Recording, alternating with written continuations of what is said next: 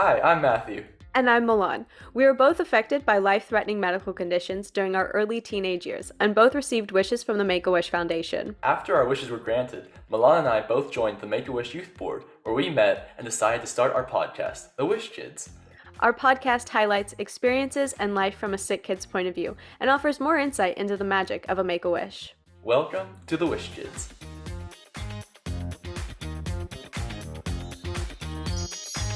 Happy Friday! I am super excited for today's episode because we have Amy joining us, and she is a cancer survivor and also a speaker for Make-A-Wish, and she's also going to be attending the Gala coming up. Yes, the Greater Bay Area Gala by Make-A-Wish is going to be such a fun night. It's Thursday, March 9th, so if you're in the Bay Area and haven't bought tickets yet, I would definitely recommend going. It's going to be amazing. Vivek, a 17-year-old, he got his wish granted to become a fashion designer, and he partnered with Macy's actually to design his own fashion line that will be debuting at the gala. And Amy, who's attending the gala, is one of the models for the clothing that he made.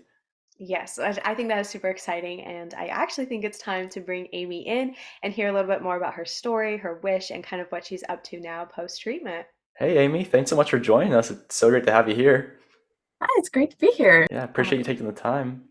Yes, I'm would you like excited to to be tell here. us a little bit about yourself and what Amy is all about? Yeah, so my name is Amy.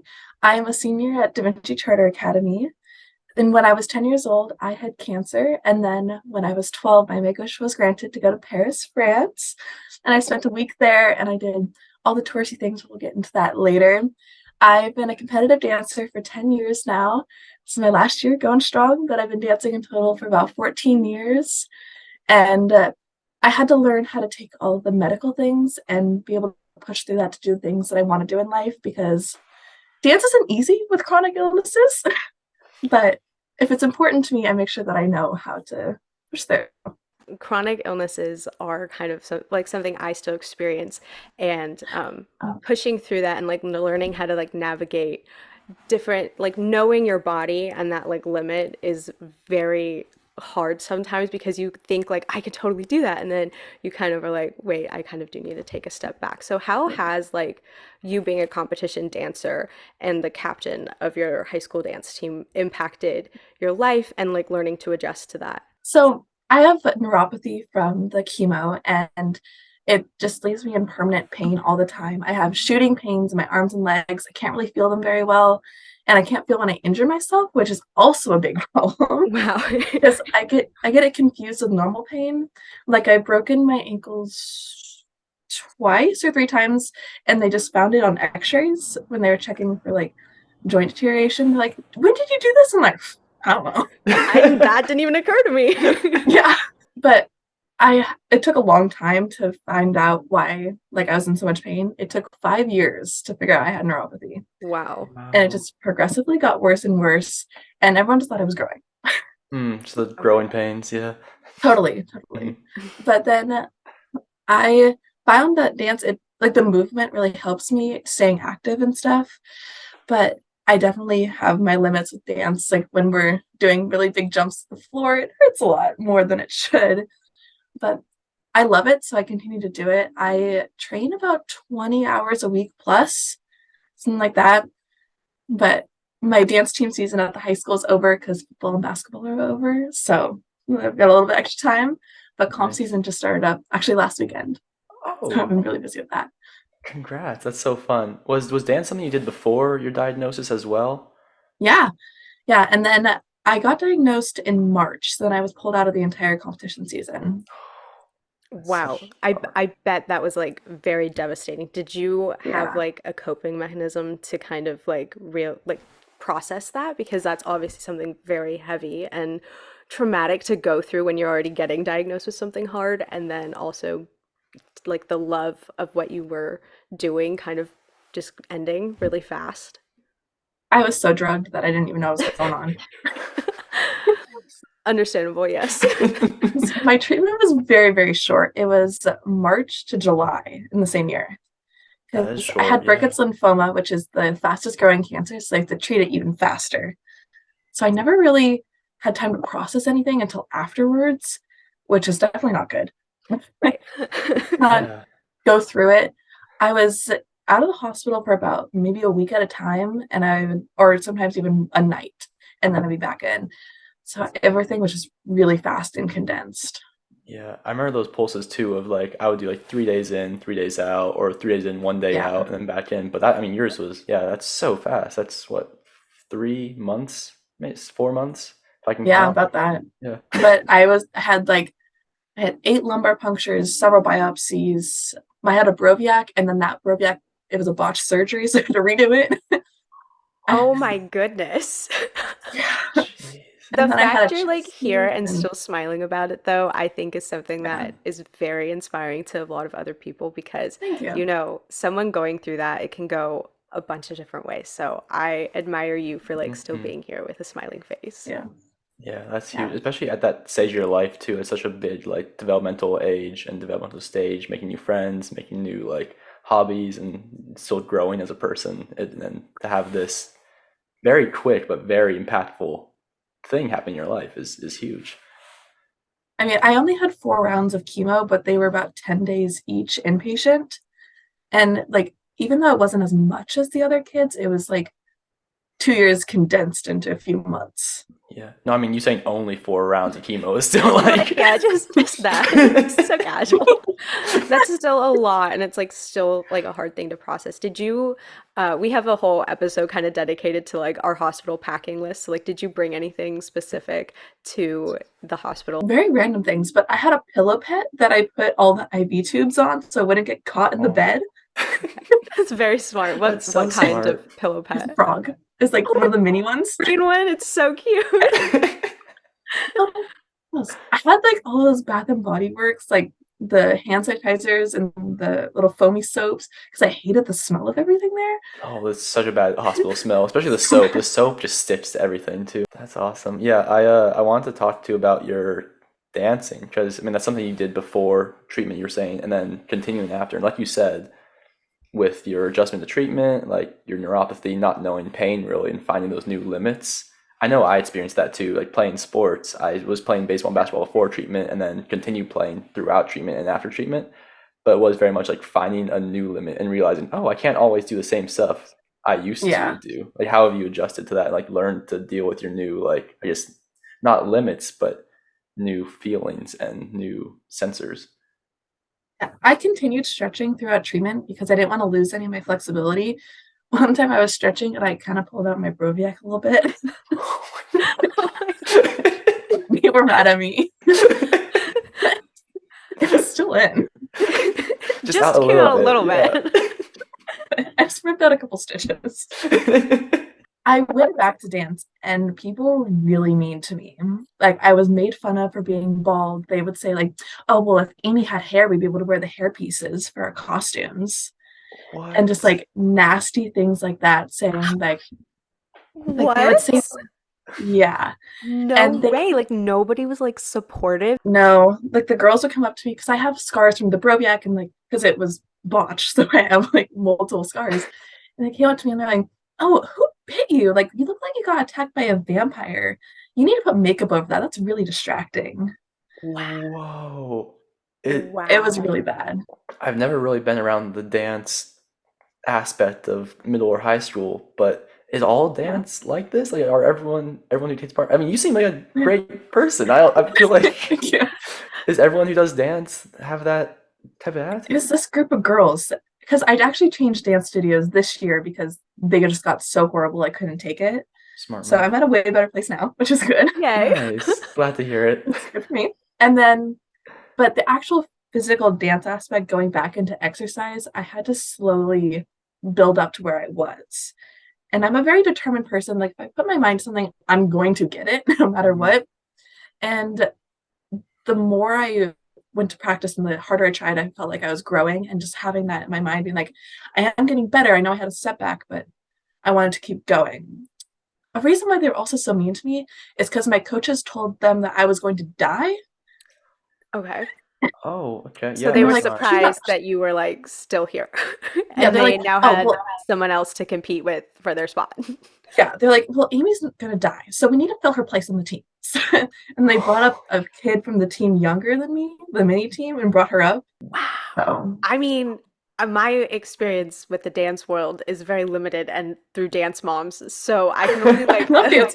I can only imagine like what this must have been like, especially after going through something so honestly, traumatic is a great word to use here because that treatment and then returning to like an environment that is not very supportive must have been like just so not like exciting at all. And like, Yeah. how do you, okay, my question here is how did you still find the love for it despite kind of facing these types of people who are not very like kind? I honestly, that's a good question. I learned how to tune everything out because school was the same way. And my family, like my extended family, was also not supportive.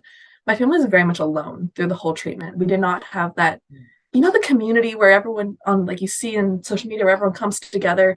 We did not have that. It was my mom, dad, and my brother and my grandparents, and that was it. So no one really supported us. And I just had to find it in myself. And it was important to me. I love dance and I still do. And I wanted to continue it no matter what they were telling me. And it was just a way to express myself in no other way that I could. Because when you're going through such traumatic things, it's hard to put it to words. So being able to just let loose and not care about anything, it was really nice. Your perseverance is like just so beautiful because Thank you. wow. And just, oh my goodness. I Yeah, admire you a lot for that.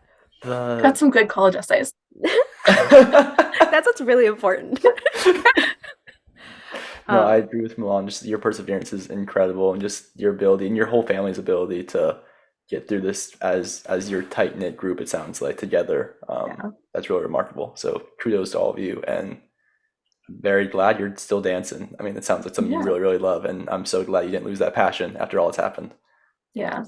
and while it's really hard to kind of like have that sense of community, because I kind of experienced some people also at my school, they didn't really understand what do you mean, like you're sick again, and it was just like, okay, Yeah. calm down. So like kind of like dealing with not having such a strong community, I did find one in Make-A-Wish. So I kind of wanted to ask, like, how did you become aware of the Make-A-Wish community and like how were you nominated and what was your process like with Make-A-Wish? So my child life specialist, she came in and she told us all about it. And I didn't really know what it meant at all because as a little kid, I did not know what the foundation was. Like, oh, well, you get to pick anything you want to do. I was like, I'm going to Disneyland. That was my Yes, first the thing. I'm like, I'm going to classics. Disney. And like, my mom looked at me, she's like, no, you can go bigger. And I was like, oh, I'm going to Hawaii. Called my brother that night and was like, we're going to Hawaii. And my dad on the phone, he's like, no, we're not. What are you talking about?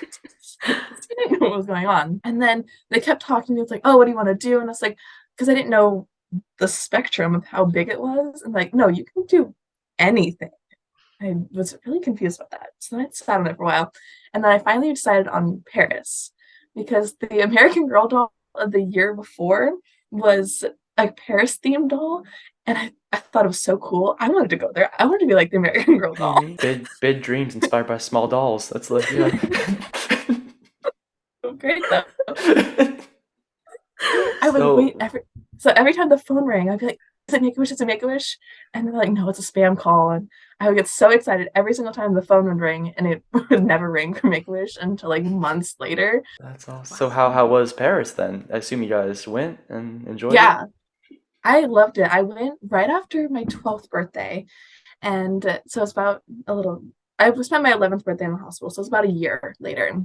Hmm. And I saw the Eiffel Tower. We had dinner up there and we got to see the whole view. We went to the Louvre and we saw the Palace of Versailles because I wanted to see a castle. Hmm. And there are no castles in Paris, Yeah. but there's the Palace of Yeah. Versailles, which is pretty close. I loved it because honestly, the moment I got my cancer diagnosis, it felt like my child had died at that point and like that person I used to be. And then having the Make a Wish, it really brought back that sense of childhood and just like being able to enjoy something without like getting made fun of or worrying about medical things. It was just go with my family, have fun, experience new things. Like I rode the metro, which was very scary at first. Hmm. Yeah. Yeah. And like we had a bunch of great food. I went to Monet's garden. It was beautiful. That is so so cool. I love what you said about Make-A-Wish, just how it like brought back that sense of childhood and Yeah.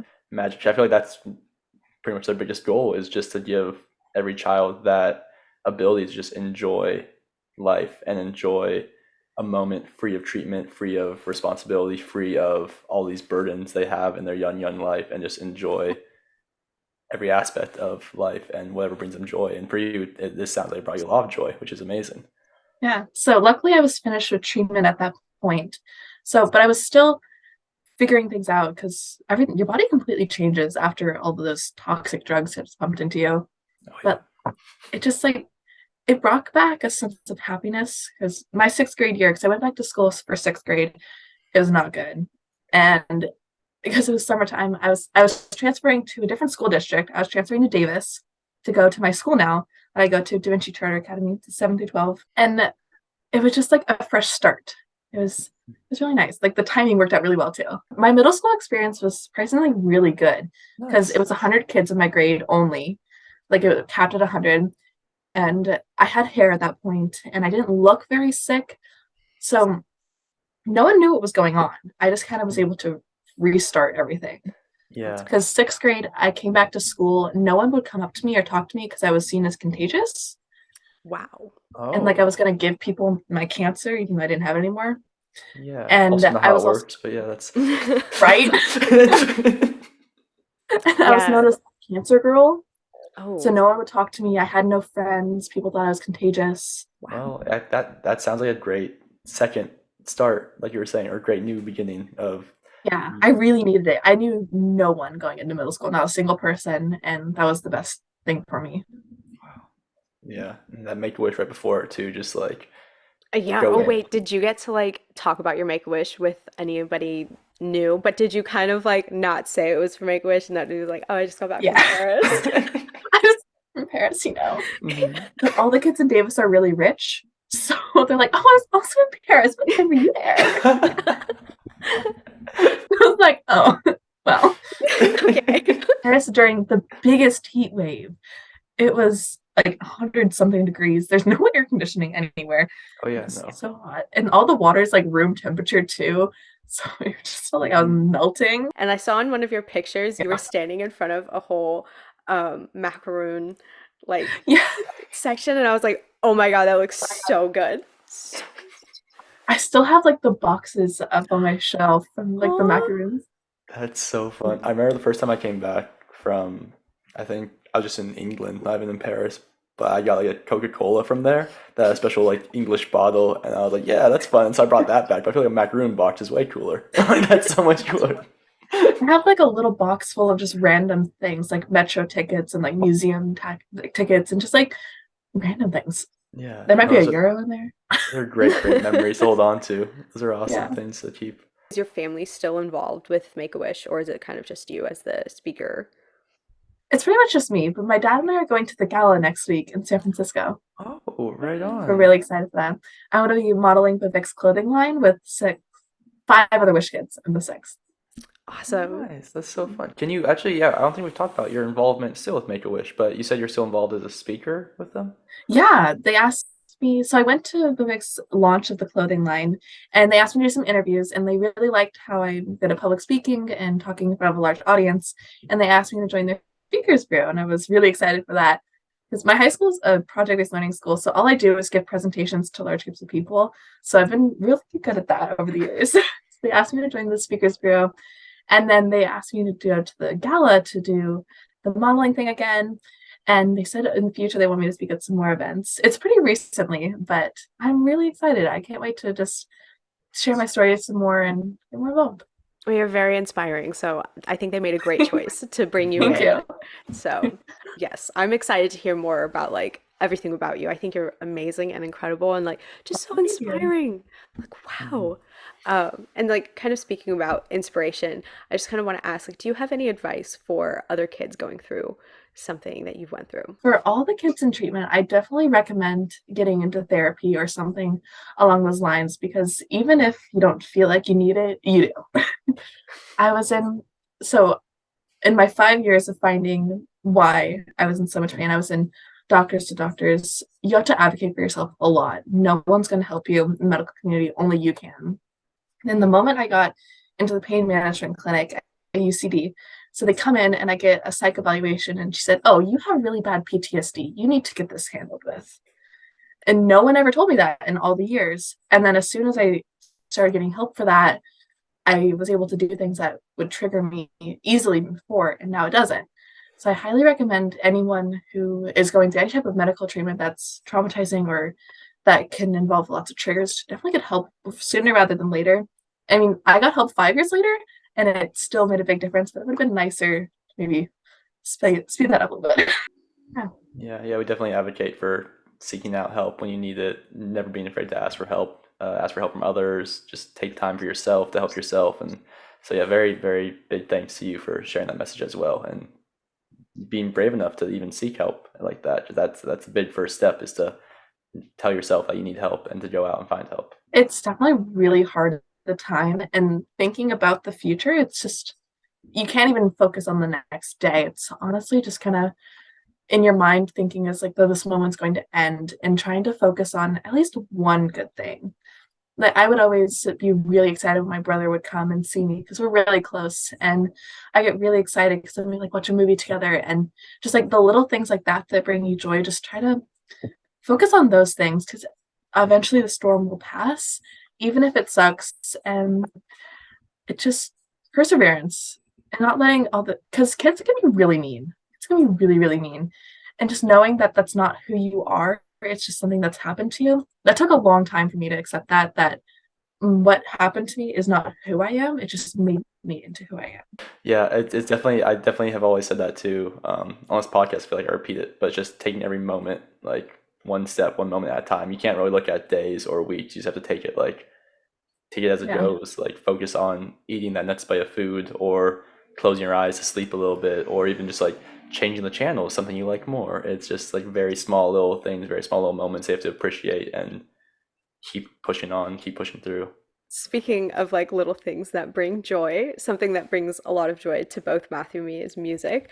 And we did ask you if you had any song suggestions. So I think now might be like a great time if you have your songs that either like mean something to you or have impacted your life in some way. Yeah, so the first song I did was Swim by Jack's Mannequin. I actually had a solo to it in eighth grade, so a couple years ago.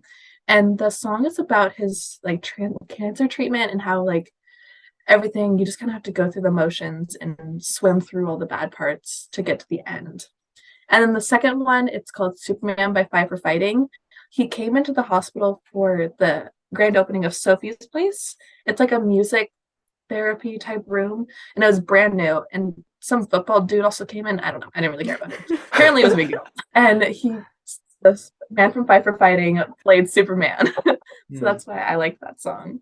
Oh, I love But that personal connection to it. That's very, very cool. And a song can like bring up a specific memory, or in this instance, a specific moment where you actually like saw him perform the song is super, super cool when music can yeah, do that. Yeah. Wow, some I some really football liked dude. yours because you could Yeah. feel that there was like emotion behind both of those songs, and it was very Yeah. powerful. And I really liked that you also had a personal anecdote with yours. I can do my songs next if you'd like. Okay. Um, my songs this week, I chose No Sleep by the band Caamp, spelled with two A's, and that is a song that, or band that I got into recently, but I know they have a very, very big like cult following. And I just feel like, I mean, talking about treatment in the hospital, and some days you just got no sleep, and it happens, and next Yeah. day you just take a lot of naps, and that's all you need. Um, and my other song is All I Ever Wonder by St. Paul and the Broken Bones, and I've recommended them in the past. I still love them. This is just a song that I really like by them. One of many.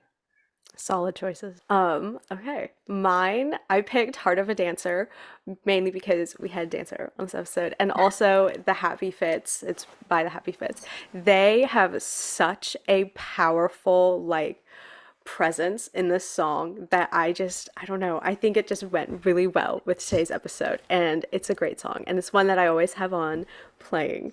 And then I also chose Good News by East West Social, which I think every day you get good news is a good day. And I think that, it's good news happens when you get your make a wish, and good news happens when your treatment's kind of over. And I think both of those we can all relate to. Good news today is that we Yeah, had Amy on our show, so we really do yes. appreciate having you on and appreciate all your amazing stories and sharing your incredible journey with us. So thank you for that. Yeah, I had fun. Awesome. Well, as always, the Wish Kids wish you well.